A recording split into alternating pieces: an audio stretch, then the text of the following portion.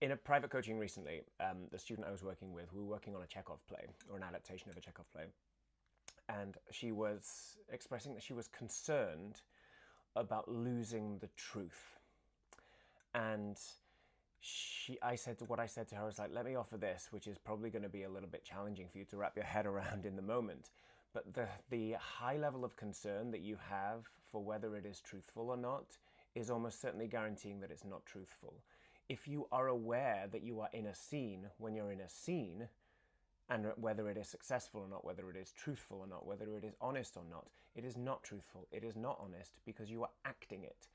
The only way that you can really, really, to the best of your ability, be honest and truthful is to give yourself over, fully give yourself over to the circumstances. And let your director, let your teacher, let your coach, or let nobody be the one who is assessing whether it is honest or whether it is successful or whether it is truthful or not. You have to be able to be in that vulnerable place where you're prepared to do shitty work. You're prepared to do bad work. That's the only way that you can actually give yourself over to it being truthful.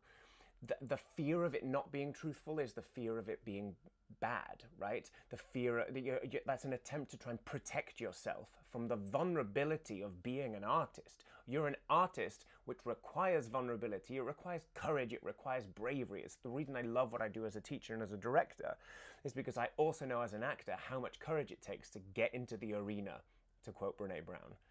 So just let yourself have that awareness. Of course I'm going to feel vulnerable. Of course I want this to be as truthful as possible, but the only way it's really going to be as truthful as I can make it is to give myself over and to relinquish that control. I hope that helps.